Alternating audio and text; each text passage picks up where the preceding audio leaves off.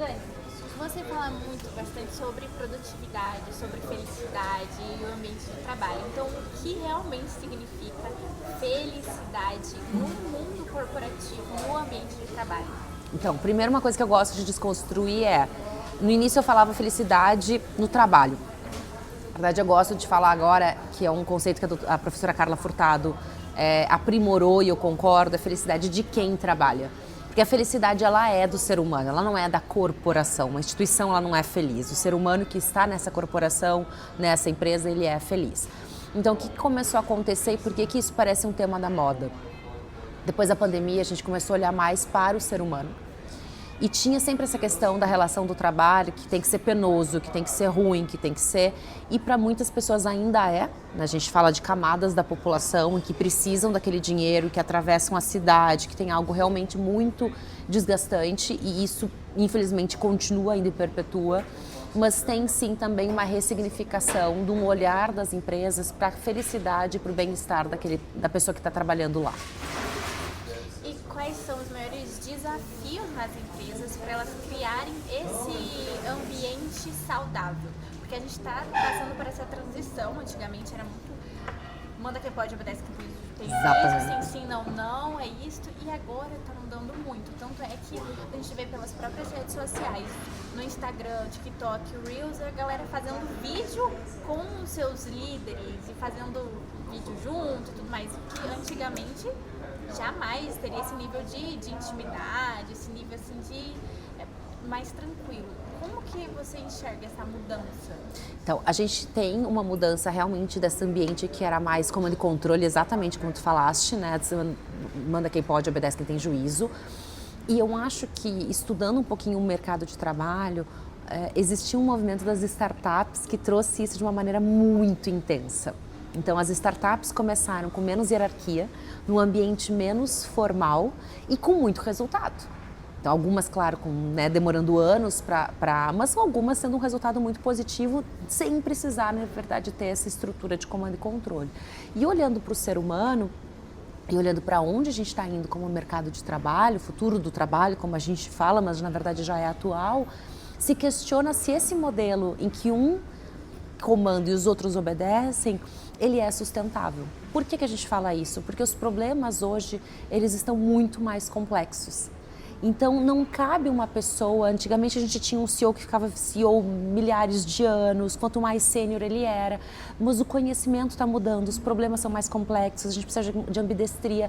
Então, esse olhar do novo e do mais antigo, esse olhar do formal e informal, ele é extremamente necessário para a gente conseguir resolver esses problemas complexos que estão surgindo. Então, é um pouquinho de modelos diferentes de mercado que estão aparecendo, que estão dando certo, combinado com uma questão de não dar mais para fazer do jeito que fazia, porque uma pessoa não é capaz de trazer a solução para os problemas que estão surgindo agora. E como que você enxerga? Você falou que antigamente, né, uma pessoa tem que provar o seu valor, mais para as pessoas respeitarem, mas aí também não pode ser aquela coisa impositiva. Como que equilibra isso? Eu acho ótimo, porque na verdade assim, a gente fala, a mulher ela tomou o espaço de trabalho quando os homens foram para a guerra e elas precisaram ir para a indústria para sustentar realmente o mercado. Então ele veio de um lugar não de possibilidade de ampliação, ele veio de um lugar de necessidade. Aí quando encerrou a guerra, que os homens voltaram, ficou aquela dicotomia, e agora? O que a gente faz? Então começou nesse ambiente, na tecnologia também, quando a gente viu esses booms, na verdade, de transformação cultural, em que se precisou, não tinha força de trabalho, se buscou força de trabalho onde tinha, capacitando as pessoas, são quebras do trabalho. Mas o que eu acho muito importante, que às vezes se perde um pouco, e aí falando de mulher para mulher, muito um espaço de... A gente tem vieses, né? Às vezes síndrome de impostora que acontece mais, ainda existe uma carga realmente de trabalho, uma carga mental muito mais pesada para a mulher quando envolve família, quando envolve cuidar de pessoas idosas. A mulher realmente ela assume muito mais papel do que assumia antes, mas tem um lugar que eu acho que as primeiras mulheres que foram crescendo no ambiente corporativo, porque hoje a gente tem muitos lugares 50% de força feminina no ambiente de trabalho, mas nunca no topo. Raríssimos são os lugares que tem realmente no topo. E as primeiras que chegaram lá, elas precisaram se masculinizar para chegar lá. Então o que a gente tem visto agora? Um reconhecimento de uma característica necessária, que é um pouquinho mais de representatividade, ou muito mais representatividade, não só do gênero feminino, mas de diversas minorias, em que a gente quer a pessoa pelo que ela tem de bom. E não que ela precise se transformar para chegar lá igual aos outros que lá estão. Então, essa mesma complexidade que a gente conversou dessa questão de solução de problemas, esse olhar de diferentes perspectivas, com diferentes experiências, é exatamente o que a gente precisa. E para a gente, como mulher, é um desafio tu manter essa questão. Eu não preciso ser grossa, eu posso ser firme, mas doce, porque eu sou assim. Então, como é que a gente consegue manter as nossas características, e existem homens e mulheres com polos mais aguçados, mas como é que eu consigo chegar lá no comando e seguir sendo eu? Eu acho que esse é um ganho que a gente tem como sociedade no ambiente corporativo. E você acha que a sociedade está mais aberta para essa conversa? Depois de a gente passou muito, ainda continua esse ponto da diversidade, da inclusão nas empresas e agora felicidade. E algumas empresas como a Google adotam até o ambiente de trabalho é diferente. Então, você acha que está tendo essa mudança, a sociedade está aceitando melhor? Eu vejo, por exemplo, agora a gente teve uma situação, eu não sei se está todo mundo acompanhando, a gente avançou muito, na pandemia se avançou muito, inclusive em metodologias diferentes de formas de trabalho. Tem quem conseguia, não eram todos, trabalhava de forma híbrida, trabalhava de casa, trabalhava no Brasil inteiro, falando aqui do Brasil, mas foi algo que afetou o mundo inteiro. Mas o que eu vejo?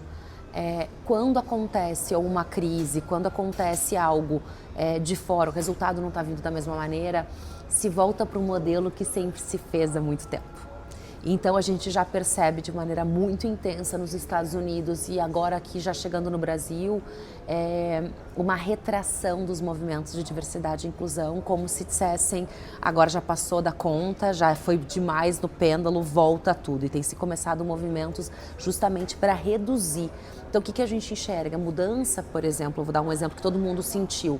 Quando a gente passou pela pandemia, que foi algo global que todos passaram, era uma frase muito comum, precisava isso para a humanidade ser melhor, todos nos mudamos, agora todos nós seremos mais empáticos, conheceremos nossos vizinhos.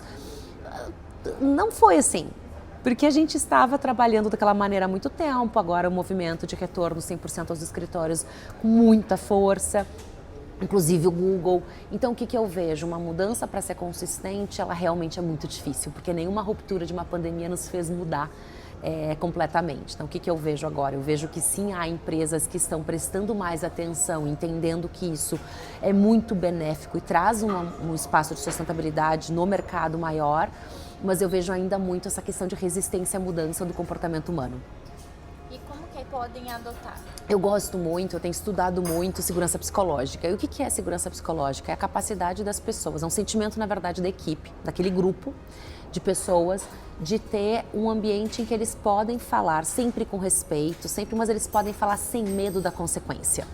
Então, lembra aquela fase, eu passei muito por isso, que alguém me cutucava e dizia, tu não sabe com quem tu tá falando com o CEO e tu é uma reles estagiária, alguma coisa, quem sou eu na fila do pão? Isso trazia um ambiente em que nem a pessoa se sentia responsável por trazer soluções, porque ela disse que eu até sei o que eu podia fazer, mas eu não vou falar nada, quem sou eu aqui para falar alguma coisa, não mando em nada. E tu tinha um ambiente em que às vezes tu tinha resposta, mas não tinha espaço que a pessoa podia realmente trazer uma solução ou opinar ou construir junto.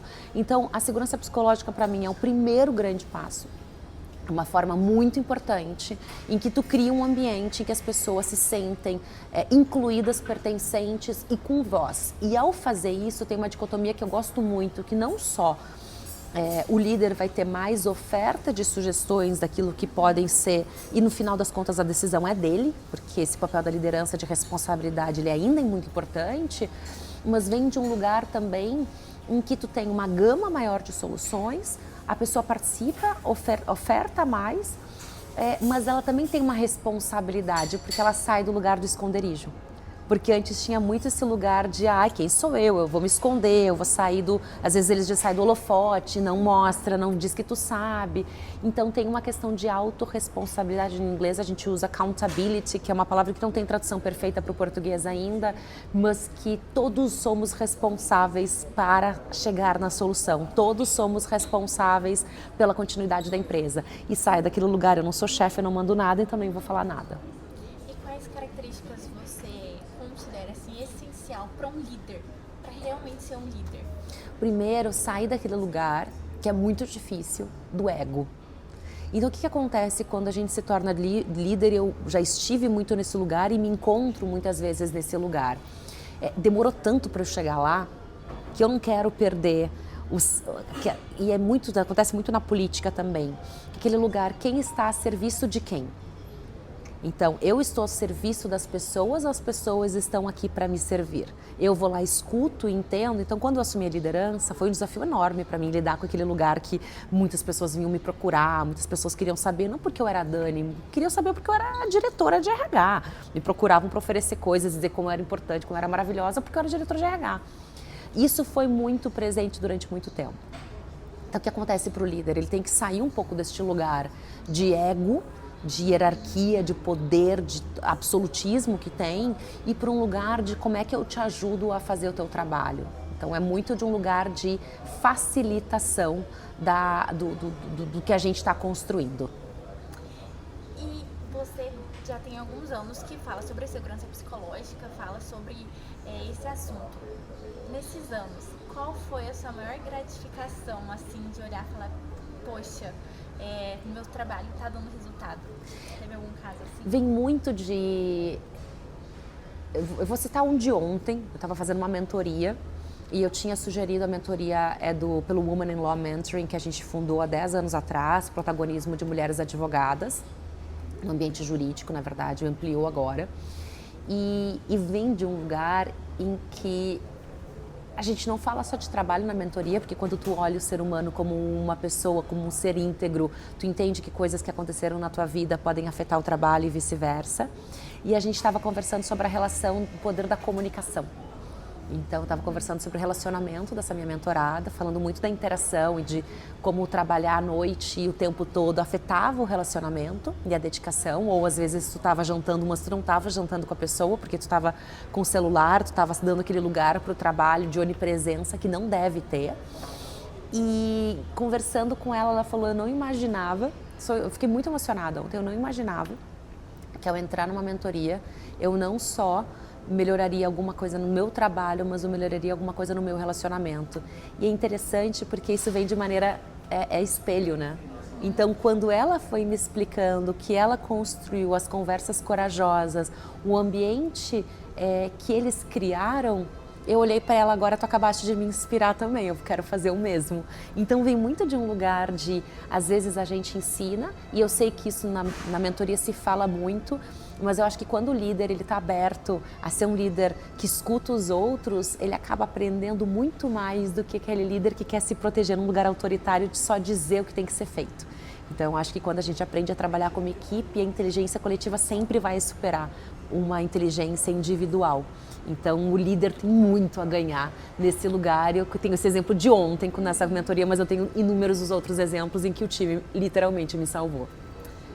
E para a gente finalizar, deixa então a sua mensagem final aqui para os nossos leitores. Qual que é a mensagem que você quer trazer para eles? Assim, se você pudesse resumir tudo em poucas palavras. Eu diria assim, o mundo está em plena transformação. Os modelos de relacionamento no trabalho, eles estão mudando e aquele que mais demorar sai perdendo.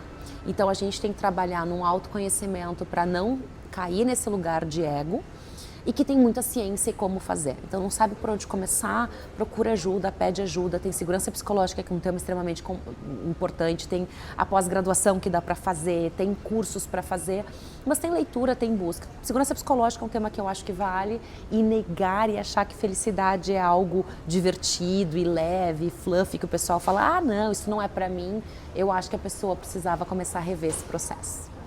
Ótimo, perfeito.